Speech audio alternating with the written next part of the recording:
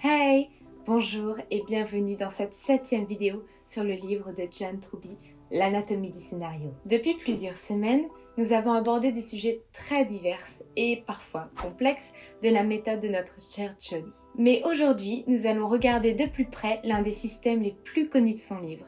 Je veux bien évidemment parler de l'intrigue en 22 étapes. Oui, les étapes. Truby, il adore. D'ailleurs, si ma vidéo ne vous suffit pas à comprendre ce chapitre, j'ai ajouté dans la playlist de l'anatomie du scénario la très bonne vidéo de May Écriture et Scénario qui a littéralement illustré les 22 étapes. Mais avant d'étudier les 22 étapes, on va se pencher d'un peu plus près sur la définition de l'intrigue. Il y a quelques mois, je vous avais fait une vidéo sur les 10 éléments essentiels dans une intrigue. Et on avait vu ensemble à quel point il était difficile de définir ce qu'était exactement l'intrigue. Truby nous dit que construire une intrigue, c'est entrelacer les personnages et leurs actions tout au long de l'histoire. Il différencie d'ailleurs l'intrigue et l'histoire. Pour lui, l'histoire représente l'ensemble de tous ces chapitres, donc l'ensemble de mes 9 vidéos, prémices, personnages, débat moral, univers, symboles, intrigues et celles qui vont suivre. L'intrigue, elle, ce sont l'ensemble des actions, des événements sous la surface, ce qui est révélé graduellement au public et ce qui permet à l'histoire de se déployer. Elle dépend de la façon dont on dévoile ou on cache certains éléments. C'est notre manière de gérer le suspense. Il compare l'intrigue à un château de cartes. Quand on regarde de plus près, chaque carte est extrêmement détaillée et précise. Cependant, elle n'existe que pour former un tout. Et le château. Et ce château peut paraître très difficile à construire et surtout très fragile. La défaillance d'une seule carte peut tout faire s'écrouler. C'est pour ça que d'une manière générale, Truby bannit la structure en 3 actes, qu'il trouve trop générique et impossible à adapter à toutes les histoires. C'est pourquoi il nous dit qu'au-delà d'être une simple suite d'événements ou d'actes, l'intrigue doit être organique.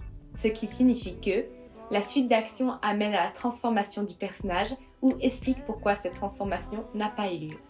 Chaque événement est la conséquence du précédent. Si je fais une action A, alors j'entraîne une action B, qui entraîne une action C, qui entraîne une action D, etc. etc. Il n'y a pas d'action inutile. En fait, chaque action doit apparaître comme une étape nécessaire. Et enfin, le rythme de chaque action est bien géré. On n'expédie pas les événements très importants en 3 lignes, pas plus qu'on ne s'attarde sur des tout petits détails sans importance durant 4 pages. De plus, on n'impose pas l'intrigue à notre héros. L'intrigue doit correspondre à son désir, à ses capacités, à ce qu'il est en fait. Elle doit émaner naturellement de lui. Et comme je vous l'ai dit un peu plus tôt, l'ensemble de ces actions doit former un château de cartes. Un tout où si on enlève la moindre carte, le château s'effondre. Bien, maintenant que vous savez ce qu'est une intrigue organique, qui est bien plus facile à mettre en application qu'à expliquer, et ça, franchement, vous allez le comprendre tout de suite, nous allons nous illustrer cela avec quelques exemples de types d'intrigues courants. L'intrigue périple, c'est la plus ancienne intrigue. L'intrigue périple est associée au mythe. Comme son nom l'indique, le héros entreprend un voyage au cours duquel il va rencontrer un certain nombre d'adversaires et à la fin, il finit par rentrer chez lui. Pour éviter que la suite d'actions soit vue comme des étapes qui n'ont rien à voir entre elles, qui donnent un effet épisodique et donc pour rendre l'intrigue plus organique, on utilise le périple et ses différentes étapes pour illustrer la transformation du personnage. Le héros vit donc plein de mini-transformations à chaque fois qu'il défait un adversaire, avant de connaître sa véritable transformation à la fin de l'histoire. Aussi, il est toujours intéressant de faire revenir plusieurs fois certains personnages. Cela crée des adversaires récurrents, ce qui est très bien car le problème de l'intrigue périple est que souvent le héros voyage longtemps et trop loin pour croiser plusieurs fois les mêmes personnages, ce qui rend l'histoire, l'intrigue, trop épisodique. C'est donc aujourd'hui un type d'intrigue assez difficile à gérer et qui est rarement organique. Restons dans l'Antiquité, mais cette fois intéressons-nous à la dramaturgie. Pour régler un peu les problèmes que possède l'intrigue périple, les auteurs grecs se sont limités sur 3 points, le temps, le lieu et l'action. L'histoire devait se dérouler en 24 heures, ce qui est assez court, on se le dira, dans un seul et unique lieu et se concentrer sur une action essentielle. Si l'intrigue devient tout d'un coup plus organique, elle perd cependant beaucoup en consistance, car le temps de développement est très court. Pour éviter ce problème, il faut réussir à garder le plus longtemps possible les informations déterminantes et ainsi faire durer le suspense. Le meilleur exemple que j'ai en tête d'un roman moderne utilisant l'intrigue à 3 unités, c'est le tome 2 d'Illuminae. L'histoire se passe dans une base spatiale qui est un point relais pour voyager ailleurs dans l'espace. On y suit 2 personnages principaux. La base se fait alors attaquer et commence une chasse à l'homme. L'histoire se déploie seulement sur quelques heures et fonctionne parce que les auteurs ont su garder le plus longtemps possible les informations essentielles. Et aussi, ils ont très bien réussi à mettre en place des relations de cause à effet dans les actions. Par exemple, un oubli dans les premiers chapitres a des conséquences catastrophiques au fur et à mesure du roman. Le roman fonctionne donc grâce à ses multiples rebondissements et un rebondissement majeur qui donne de la consistance à l'histoire, malgré ses limites de temps, de lieu et d'action, c'est celle de survivre. Le 3e type d'intrigue est celle à rebondissement. Le héros reste dans un seul et même endroit, mais cette scène est beaucoup plus grande que celle de l'intrigue à 3 unités, et le laps de temps écoulé peut être aussi bien plus long. Ici, l'un des points centraux est que le héros connaît ses adversaires, mais que lui et le public ignorent encore beaucoup de choses sur eux. Donc, sur le point de vue des antagonistes, on est à l'inverse de l'intrigue périple qui multiplie les adversaires. On en a très peu dans l'intrigue à rebondissement, mais les informations qui les concernent restent cachées le plus longtemps possible, pour garder le suspense. Par contre, l'antagoniste ou les antagonistes connaissent suffisamment bien le héros pour pouvoir attaquer ses points faibles. Et de ce fait, le point majeur de l'intrigue à rebondissement, ce sont ces rebondissements. Ce sont les scènes où le héros comprend de quelle manière l'antagoniste utilise ses faiblesses. Donc, on retient pour l'intrigue à rebondissement peu d'adversaires mais creusés en profondeur et beaucoup de surprises. Partons maintenant sur l'exact opposé de l'intrigue à rebondissement, l'anti-intrigue. Le meilleur exemple que je puisse vous donner est la prémisse de l'attrape-cœur. Un adolescent se promène à New York pendant 2 jours. Voilà, tout simplement. Dans les anti-intrigues, on ne cherche pas les rebondissements ni provoquer de la surprise, mais plutôt l'approfondissement des subtilités des personnages. On y retrouve souvent une alternance de points de vue ou de structure narrative pour modifier régulièrement la manière dont l'histoire est racontée. Le but ici est de se rapprocher d'un personnage le plus humain possible avec ses flux d'action, parfois fragmentés, ses divagations. Pour garder une intrigue organique, l'important étant que le tout permette au public d'avoir une image précise du personnage. Maintenant passons à l'intrigue de genre. Pour ce 5e type d'intrigue, les auteurs qui les utilisent s'appuient sur des genres. La romance, la science-fiction, la fantasy, le thriller, et sur les bases qui y sont rattachées pour écrire leur intrigue. C'est comme si pour chaque genre, vous aviez déjà une structure toute prête que le public connaît, et ce sont seulement les détails de votre univers et de votre histoire qui arriveront à le surprendre. Vous l'aurez compris, quand je fais mes vidéos sur les clichés, je m'appuie sur les intrigues de genre. Et donc L'Éclosion, qui est le livre que nous réécrivons depuis cette vidéo, donc j'espère que vous savez de quoi je parle, et qui était d'ailleurs tiré de ma vidéo sur les clichés en romance, utilise une intrigue de genre. Là où on tombe facilement dans le cliché avec ce type d'intrigue, c'est que l'intrigue est générique et rarement adaptée spécifiquement à nos personnages. C'est comme s'ils enfilaient tous la même paire de chaussures, pas forcément à leur pointure, et qu'on les obligeait à avancer dans l'histoire avec. Il faut donc faire très attention à vous détacher des stéréotypes quand vous écrivez une intrigue de genre. Le dernier type d'intrigue dont je veux vous parler est celui qu'on trouve énormément dans les séries actuelles, l'intrigue à fil conducteur multiple. L'intrigue à fil conducteur multiple met en avant plusieurs personnages qui vivent des histoires différentes en même temps, mais dont le thème est commun. Un bon exemple est celui de la série This Is Us.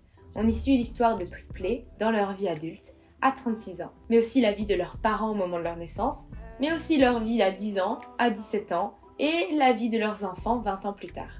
Si les épisodes suivent chronologiquement leur vie, au moment de leurs 36 ans et des années qui suivront, au fil des saisons, chaque épisode fait des flashbacks, des retours en arrière, ou au contraire des avancées dans le futur, par rapport au thème de l'épisode. Par exemple, l'un des épisodes s'attarde sur le rêve de Kate, l'une des triplées, de devenir chanteuse à 36 ans. Ce même épisode montrera la mère de Kate qui avait le même rêve au même âge.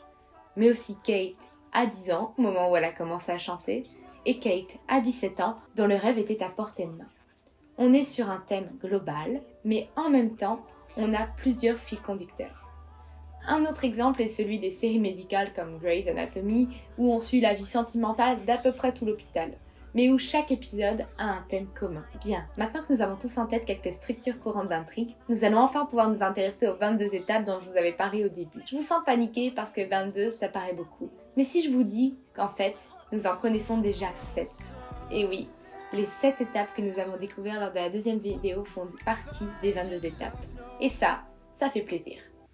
Les 15 que nous découvrons aujourd'hui sont essentiellement au milieu de l'histoire. Là où la plupart des auteurs ont, comme qui dirait, un creux, ce fameux syndrome du milieu. Contrairement aux 7 étapes de la deuxième vidéo, ces 15 autres étapes ne sont pas essentielles pour que votre histoire marche. Cependant, voyez-les comme des outils qui sont à votre disposition, une carte qui vous permet de ne pas vous perdre et d'éviter d'avoir un creux au milieu de votre histoire.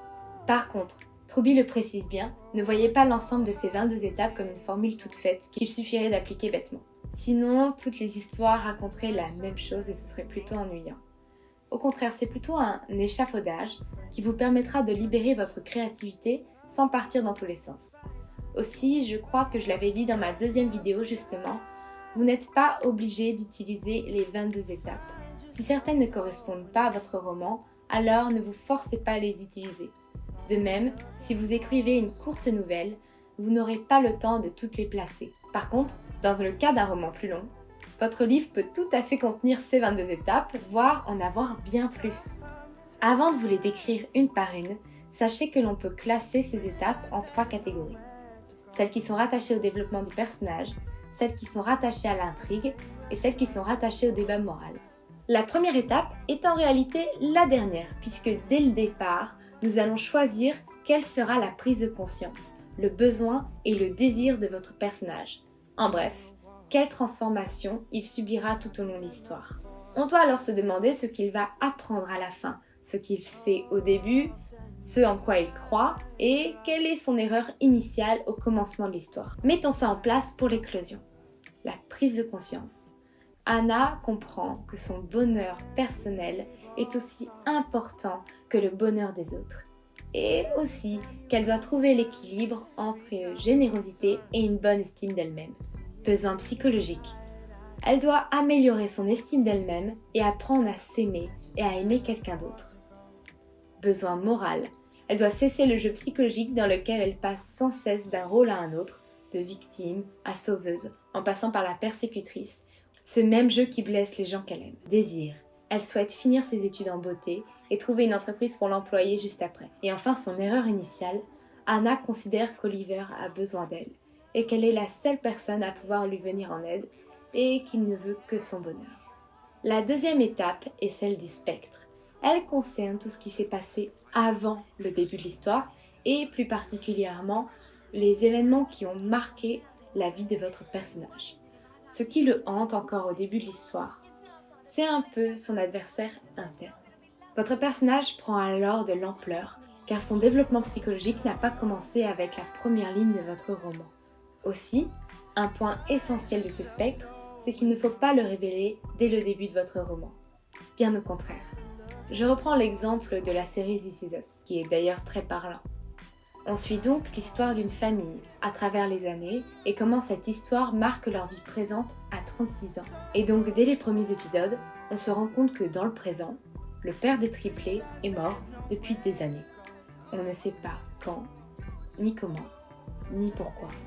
Mais on voit très bien que c'est un événement, mais on voit bien que d'une manière ou d'une autre, ça a été un événement traumatisant de leur vie qui a construit les adultes qu'ils sont devenus. Et toute cette histoire de la mort de leur père nous est cachée le plus longtemps possible dans la série. On sous-entend des choses, d'ailleurs c'est souvent des faux indices, et ce spectre reste dissimulé pendant plusieurs saisons. Pour l'éclosion, j'avais rapidement envisagé dans l'une de mes vidéos précédentes qu'Anna aide autant Oliver, qui est son frère, parce qu'elle se sent redevable. Mais maintenant que je dois créer un spectre, je me demande si elle ne se sent pas plutôt coupable. Je ne l'avais pas évoqué dans ma vidéo sur les personnages, mais Oliver pourrait souffrir d'un handicap dont Anna se sent responsable. Après tout, le monde d'Oliver est celui de l'appartement où il passe le plus clair de son temps parce qu'il est au chômage. Peut-être que ça pourrait ne pas être la seule raison. Peut-être pourrait-il y être véritablement coincé. Par exemple, quelques années plus tôt, il aurait pu se faire renverser par une voiture alors qu'il jouait avec Anna, ce qui lui aurait fait perdre l'usage de ses jambes et l'aurait mis en fauteuil roulant. Cela expliquerait pourquoi Anna se sent tellement obligée de l'aider, par culpabilité. Et bien sûr, tout cet événement ne serait pas expliqué au début du roman, mais ça planerait autour d'elle tel un spectre. Dans le cadre du spectre, il y a également cet énorme point que nous avons pris soin de travailler pendant une vidéo entière, l'univers du récit. On le voit comme il est au début de votre roman, là où vit votre héros avant que l'histoire ne commence réellement. Pour lui, je vous renvoie à ma 5e vidéo, où vous trouvez toutes les informations sur l'univers. La 3e étape, que nous connaissons déjà, il s'agit de la faiblesse et du besoin de votre personnage. Pour toutes les explications concernant ce point, je vous renvoie à ma 2e vidéo, mais on va faire un rappel pour le cas de l'éclosion. La faiblesse d'Anna est d'être trop peu sûre d'elle, d'avoir tendance à s'effacer et à comprimer ses émotions. Son besoin, on l'a dit dans la première étape. Le problème, c'est la crise à laquelle le héros est confronté. Pour Anna, c'est le fait de concilier sa nouvelle relation amoureuse avec Julio et le temps qu'elle passe avec Oliver et le fait de réussir ses études. Déjà, avec ces 3 premières étapes, nous avons l'ouverture de notre roman. Pour encore mieux la réussir, Truby nous donne 3 types de départ possibles. Le départ communauté. Le héros vit dans une vie idyllique au début de son roman, ou de l'histoire, du film, du scénario, bref, dans un univers de liberté, sans asservissement, équilibré, et il n'a pas de spectre. Mais par contre, il est vulnérable aux attaques, et c'est ce qui va se produire. Deuxième possibilité, le départ rapide. Ici, le spectre est très puissant, l'univers est asservissant, et les faiblesses du héros sont un réel problème, qui entraîne le début des actions très rapidement. Ce serait sûrement l'ouverture que je choisirais pour l'éclosion. Troisième possibilité, le départ lent. Au début de l'histoire, le héros est sans but et ne découvre son désir véritable qu'à la fin du roman. Truby nous dit d'ailleurs que cette ouverture est la plus difficile à mettre en place et qu'un bon exemple de réussite est la fureur de vivre. Maintenant que notre ouverture est faite, passons par l'un des points que vous devez certainement connaître, il s'agit de l'élément déclencheur. C'est un événement qui va pousser votre héros à avoir un objectif et à agir pour l'atteindre. Cette étape a beau être petite, elle est le réel point de départ de l'histoire. C'est par exemple lorsque la sœur de Katniss est tirée au sort pour les Hunger Games ou lorsque Harry Potter reçoit sa lettre à Poudlard. Pour l'éclosion, c'est lorsqu'Anna rencontre Julio. Pour le coup, on pourrait essayer de l'imaginer. Anna est une bonne élève, mais n'a pas beaucoup d'économie pour pouvoir vivre une vie plus sereine après. Peut-être qu'après une discussion avec sa professeure de littérature, elle va accepter de donner des cours de soutien pour mettre un peu d'argent de côté. Julio aura été obligé de s'y inscrire à cause de ses mauvais résultats. Ah, quel rebelle ce Julio. Il ne serait bien sûr pas son seul élève, mais comme ce sont des cours de soutien particuliers, il aurait son heure rien qu'à lui. Passons à la 5e étape. On va un peu plus spécifier le désir de notre héros. Comme nous avons déjà vu cette étape dans la 2e vidéo, je ne vais pas m'attarder dessus. Et je vais juste vous rappeler simplement que le désir d'Anna est de finir ses études en beauté et de trouver une entreprise pour l'employer juste après. Son désir est lié à son besoin interne d'améliorer son estime d'elle-même et d'apprendre à s'aimer et à aimer quelqu'un d'autre. 6e étape, les alliés. Nous avons déjà étudié ce rôle dans la vidéo sur les personnages. C'est pourquoi, au lieu de vous redire la même chose, on va évoquer rapidement les intrigues secondaires. Pour rappel, elles servent à comparer la façon dont notre héros et un autre personnage réagissent face à une même situation. Il y a 2 règles pour réussir ces intrigues secondaires. Elles ne doivent pas impacter l'intrigue principale, en tout cas pas avant la fin de l'histoire, pour ne pas vous retrouver avec 2 intrigues simultanées de même ampleur. Le personnage secondaire avec qui on fait la comparaison n'est pas considéré comme un allié. Il n'aide pas votre héros dans son intrigue principale mais mène une intrigue différente que l'on peut comparer à celle du héros. Pour l'éclosion, l'intrigue secondaire est celle du couple des parents d'Anna, que l'on peut comparer à la relation malsaine d'Anna et Oliver. Pour la 7e étape, nous nous retrouvons à un point que nous avons déjà étudié dans la 2e vidéo. Il s'agit de l'adversaire, qui est, soit dit en passant, le 2e personnage le plus important de votre histoire. Pour rappel, avant de passer au point suivant, pour que votre adversaire soit bon, il doit être nécessaire, parce qu'il est le mieux placé pour attaquer la faiblesse de votre héros, mystérieux pour être plus difficile à vaincre. Un adversaire que l'on ne connaît pas ou que l'on ne comprend pas ne peut pas être vaincu. Truby nous dit qu'il faut penser son adversaire comme un iceberg dont la plus grande partie est cachée sous la surface. Et enfin, il doit être aussi bien détaillé que votre héros sur sa faiblesse, son besoin, son désir. Bref. Pour la 8e étape, il est bon de s'intéresser à un autre archétype de personnage, le faux allié. C'est ce type de personnage qui peut apporter des rebondissements car il représente une opposition cachée. De plus, ce sont souvent des personnages plus complexes qu'il n'y paraît parce qu'ils se transforment au fur et à mesure de l'histoire. Bien, maintenant que nous avons fait le tour des étapes, sur le personnage, nous allons pouvoir attaquer les étapes qui concernent l'intrigue. La 9e étant celle du rebondissement révélation et de la modification du désir de votre héros. Il découvre une information nouvelle qui l'oblige à prendre une décision qui va préciser son désir. Quand je parle d'ailleurs de préciser le désir, je ne parle pas de changer le désir du tout au tout, mais de le dévier légèrement. Pour Truby, les meilleurs rebondissements sont ceux qui concernent l'adversaire, parce que cela va intensifier le conflit. Le mieux étant d'avoir une augmentation de l'intensité du rebondissement au fur et à mesure de l'histoire, pour que chacun soit plus fort que celui qui l'a précédé. Le plan est la 10e étape, et ce sont l'ensemble des stratégies que va mettre en place le héros pour atteindre son objectif. Mais ça, on en avait déjà parlé dans la vidéo sur les 7 étapes. Je ne vais d'ailleurs pas me répéter, mais pour rappel, le plan d'Anna est de commencer à mentir à son frère sur son emploi du temps pour avoir un peu plus de liberté. Ce que nous n'avions par contre pas vu dans la 2e vidéo, c'est la 11e étape, qui est le plan de l'adversaire et la principale contre-attaque. Parce que oui, l'adversaire élabore également une stratégie pour parvenir à son objectif, impliquant en partie d'attaquer notre héros sur ses points faibles. Plus le plan de l'adversaire est complet, complexe et caché, plus il y aura de rebondissements dans votre intrigue. Pour l'éclosion, le plan d'Oliver est d'utiliser la culpabilité d'Anna pour la maintenir sous sa coupe. Ainsi, il peut aisément se placer dans le rôle de la victime et placer Anna à la fois dans le rôle de sa persécutrice et de sa sauveuse. Chaque geste attentionné qu'il lui donne renforce l'amour qu'Anna a pour lui, et chaque pique qu'il lui lance renforce sa culpabilité. Sa contre-attaque face à Julio est d'utiliser le désir qu'a Anna de réussir ses études pour la maintenir isolée, que ce soit de ses faux amis ou de Julio. Il va même pousser le vice jusqu'à lui faire croire que Julio ne veut pas son bien, mais son unique bonheur. Mais rappelons que l'éclosion a un deuxième antagoniste, Julio, en tant que love interest. Son plan principal est de donner le goût de la liberté à Anna en lui dévoilant la sienne palier par palier, pour pas la brusquer, pas la choquer. Anna, c'est une petite personne fragile au début de l'histoire. Il la pousse dans ses retranchements à chaque fois un peu plus.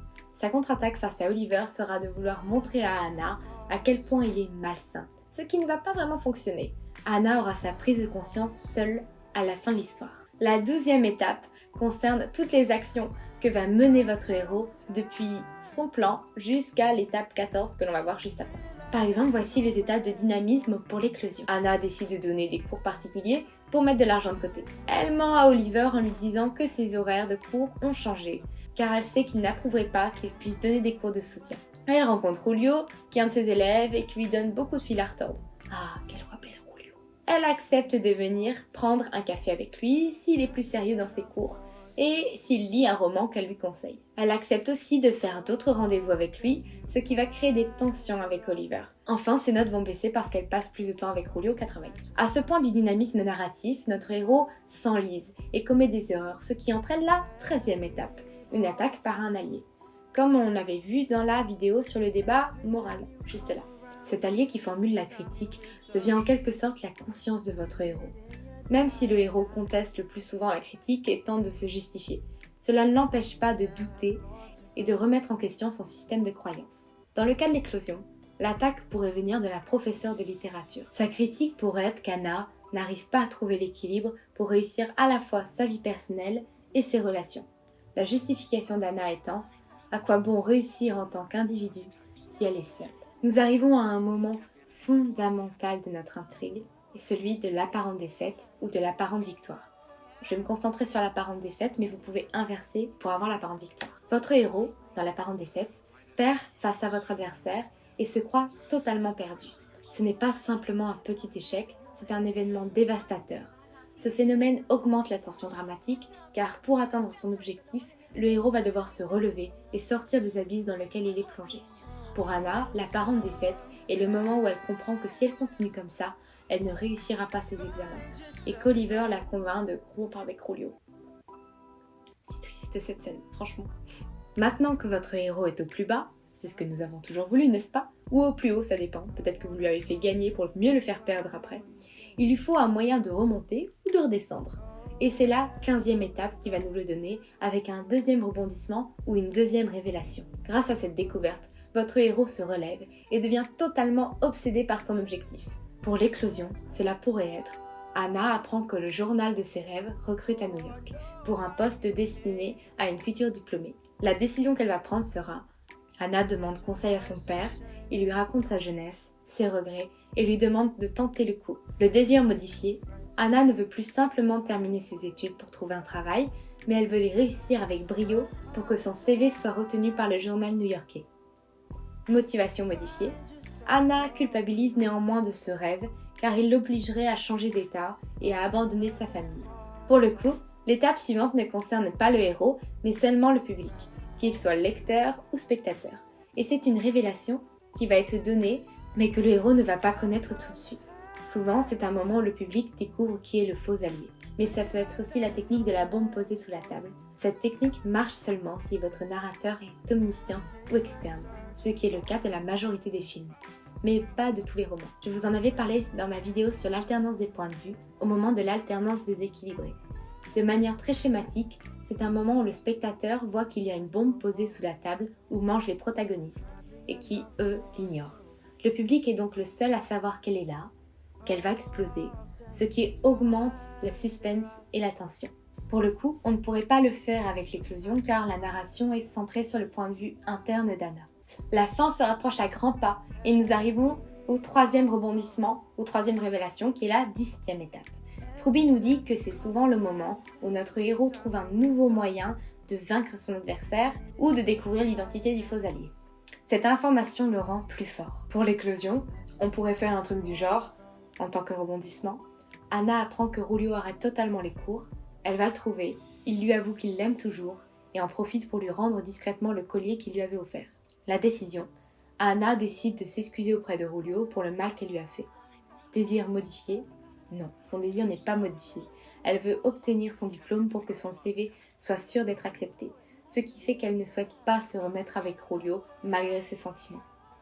Motivation modifiée? Pas vraiment. Elle se sent toujours coupable de quitter sa famille, mais est soulagée de s'être réconciliée avec Julio. Nous voilà arrivés à la 18e étape, celle de la rencontre avec la mort, des fourches Claudine et des portes étroites. C'est un moment difficile à passer pour le héros, car il prend conscience de sa propre fragilité, mais elle l'incite à se battre davantage pour réussir. C'est une sorte de mise à l'épreuve. Je vous avais dit dans une précédente vidéo que je n'allais pas utiliser cette étape, mais j'ai changé d'avis. Pour l'éclosion, c'est le moment où Anna vit une escalade de stress avec ses fiches qui disparaissent, le passage de ses examens finaux, l'annonce de ses résultats positifs mais teintés d'ambivalence vu qu'elle est la seule à le fêter, le journal new-yorkais qui ne donne aucune nouvelle, ses faux amis qui se désintéressent totalement de ses problèmes et finalement la découverte d'une lettre qu'il lui avait adressée le journal new-yorkais pour la rencontrer pour le poste, mais qu'Oliver lui avait cachée. Vous la sentez arriver? Nous voici à la confrontation finale, la 19e étape. On en avait déjà bien parlé dans ma vidéo sur les 7 étapes, donc je ne vais pas épiloguer là-dessus. Je vais juste vous rappeler les faits pour l'éclosion. Il s'agit d'une simple discussion entre Anna et Oliver. Anna le teste en lui annonçant qu'elle a été choisie pour passer un entretien pour le job de ses rêves à New York et constate douloureusement qu'Oliver ne la soutient pas, ce qui confirme le fait qu'il a bien volontairement caché la lettre. La 20e étape est également apparue lors de la vidéo sur les 7 étapes. Il s'agit de la prise de conscience. Un des conseils de Truby est de donner une prise de conscience à la fois au héros et à son adversaire, et que les deux soient connectés. Votre héros doit apprendre quelque chose sur l'adversaire et vice-versa. Un autre est de ne pas formuler la prise de conscience de façon directe pour éviter de mettre les pieds dans le plat et de paraître trop moralisateur. Cette prise de conscience doit passer par les actes. Pour rappel, la prise de conscience d'Anna se fait en même temps que la confrontation finale. Elle se voit. Elle voit qui est son frère et elle décide que ce ne sera plus sa vie. Ses faiblesses psychologiques et morales sont alors comblées.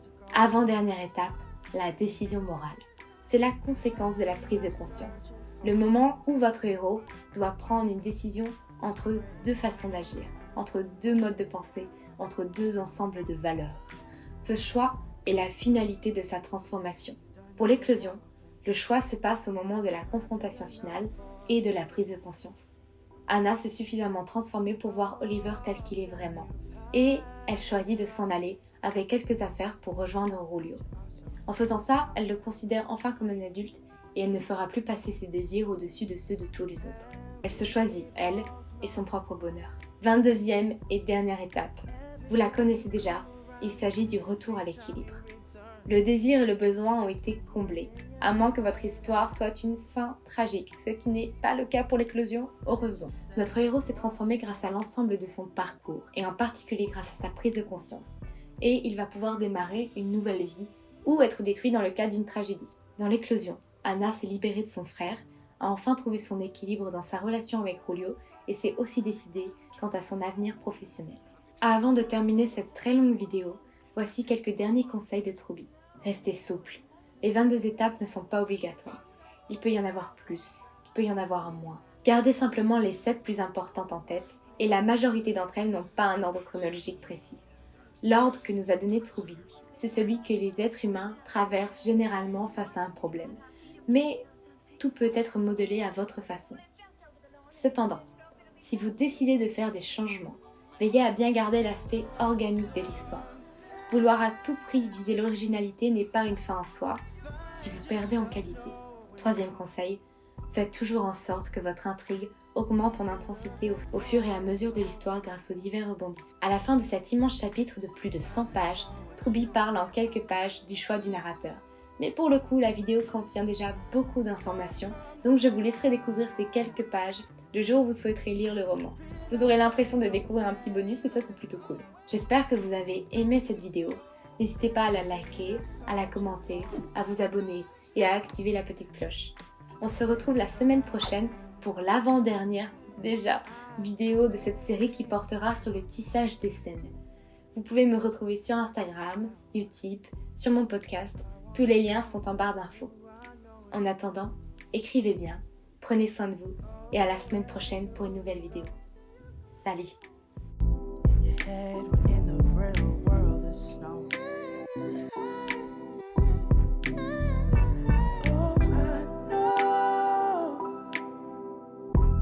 I know how you